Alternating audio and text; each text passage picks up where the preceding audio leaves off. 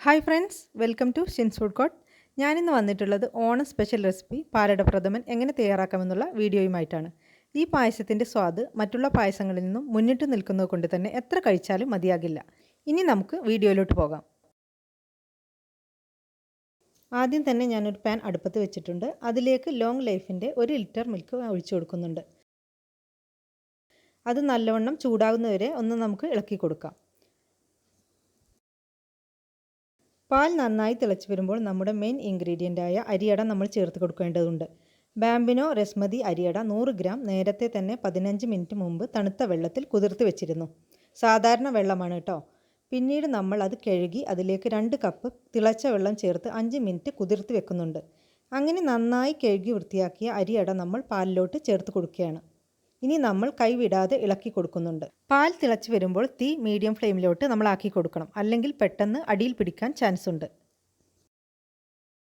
പാലിൽ അടയിട്ട് നല്ലവണ്ണം തിളച്ച് തുടങ്ങുമ്പോൾ നമുക്ക് 1/4 കപ്പ് പഞ്ചസാര ചേർത്ത് കൊടുക്കാം. പൊടിക്കാത്ത പഞ്ചസാരയാണ് കേട്ടോ. ഇതിൻ്റെ കൂടെ തന്നെ ഒരു നുള്ള് ഉപ്പും കൂടി നമുക്ക് ചേർത്ത് കൊടുക്കാം. ചൂടുള്ള പാലായതുകൊണ്ട് തന്നെ പഞ്ചസാരയും ഉപ്പും താനെ അലിഞ്ഞുകൊള്ളും. അങ്ങനെ നമ്മൾ പാലും അടയുമൊക്കെ കൂട്ടി ഇളക്കിക്കൊണ്ടിരിക്കുകയാണ്. പാൽ നമ്മൾ ഒഴിച്ചതിൻ്റെ പകുതിയായി കുറുകി വരുമ്പോഴേക്കും നമ്മുടെ അടയും വെന്ത് സോഫ്റ്റ് ആയിട്ടുണ്ടാവും. അങ്ങനെ നമ്മുടെ പാലട പായസം ഏകദേശം വറ്റി ക്രീമി പരുവത്തിൽ റെഡിയായി കിട്ടിയിട്ടുണ്ട്. നമ്മൾ നോക്കുമ്പോൾ നമ്മുടെ തവയിലോ സ്പൂണിലോ ഒലിച്ചിറങ്ങാതെ ക്രീം പോലെ ഒട്ടിയിരിക്കണം. ഇതാണ് ഈ പായസത്തിൻ്റെ കൺസിസ്റ്റൻസി.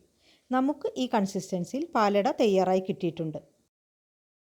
ഇനി നമ്മൾ വേറൊരു പാൻ കത്തിച്ച് അതിൽ 1 സ്പൂൺ നെയ്യ് ഒഴിച്ച് കൊടുക്കുന്നുണ്ട്. ഏത് നെയ്യായാലും കുഴപ്പമില്ല. ഞാൻ നന്ദിനിയുടെ നെയ്യാണ് എടുക്കുന്നത്. ഇത് നല്ല നെയ്യാണ് കേട്ടോ. ഇതിൽ എന്തുണ്ടാക്കിയാലും നല്ല ടേസ്റ്റാണ്. ഈ നെയ്യ് ചൂടായി വരുമ്പോൾ തീ സിമ്മിലാക്കി കാഷ്യൂനട്ട് ചേർത്ത് കൊടുക്കുന്നുണ്ട്. അതിൻ്റെ കൂടെ തന്നെ കിസ്മിസും ഇട്ട് കൊടുക്കുന്നുണ്ട്. രണ്ടും വഴന്ന് വരുമ്പോൾ നമുക്ക് തീ ഓഫ് ചെയ്ത് കൊടുക്കാം. ഞാൻ ഏലക്കായ പൊടിച്ചെടുക്കാൻ വേണ്ടി 5 എണ്ണമാണ് എടുത്തിട്ടുള്ളത്. അത് നമുക്ക് കല്ലിൽ വെച്ചൊന്ന് കുത്തിയെടുക്കാം.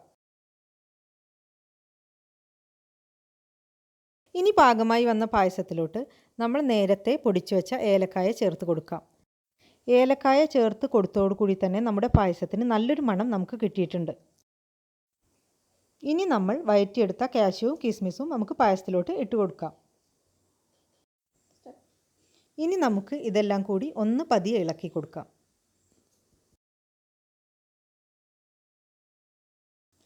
ഇപ്പം നമ്മുടെ പാലട നല്ലവണ്ണം റെഡിയായി കിട്ടിയിട്ടുണ്ട്. ഇപ്പം നല്ലൊരു സ്മെല്ലൊക്കെ വരുന്നുണ്ട്. നമ്മുടെ പായസത്തിന് നല്ല സ്വാദുണ്ട് എന്നാണ് ഇതിൻ്റെ അർത്ഥം. ഇനി നമുക്ക് ഒരു ഭംഗിയുള്ള കുഞ്ഞുരുളിയിലേക്ക് ഇത് പതുക്കെ ഒഴിച്ചു കൊടുക്കാം. സ്പൂൺ ഉപയോഗിച്ചാണ് ഞാൻ ഒഴിച്ചു കൊടുത്തിരുന്നത്. അതുകൊണ്ടാകാത്ത കൊണ്ട് ഞാൻ തവ പിന്നീട് എടുത്തു. ഈ ഉരുളിക്ക് ഒരു പ്രത്യേകത കൂടി ഉണ്ട് കേട്ടോ. എൻ്റെ മോള് ചെറിയ കുട്ടിയായിരുന്നപ്പോൾ അതിൽ കുറുക്ക് ഉണ്ടാക്കിയിരുന്ന ഉരുളിയാണിത്. ഞാൻ അവൾക്കിത് കാണിച്ചു കൊടുക്കുമ്പോൾ നല്ല അതിശയമാണ്. അങ്ങനെ നമ്മുടെ പാലട ഉരുളിയിലേക്ക് മാറ്റി കൊടുത്തിട്ടുണ്ട്. ഡെക്കറേഷന് വേണ്ടി 4 ചെറീസും മുകളിൽ ഇട്ട് കൊടുത്തിട്ടുണ്ട്. ഇത് കാണുന്ന പോലെ തന്നെ കഴിക്കാനും നല്ല ടേസ്റ്റിയായ ഒരു പായസം തന്നെയാണ്. എല്ലാവരും ഉണ്ടാക്കി നോക്കണം. ഉണ്ടാക്കിയിട്ട് നിങ്ങളുടെ കമൻസൊക്കെ അറിയിക്കണം.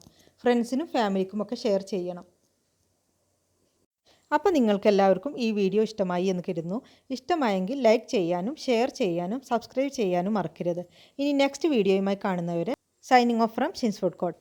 അപ്പോൾ എല്ലാവർക്കും എൻ്റെയും കുടുംബത്തിൻ്റെയും ഹാപ്പി ഓണം.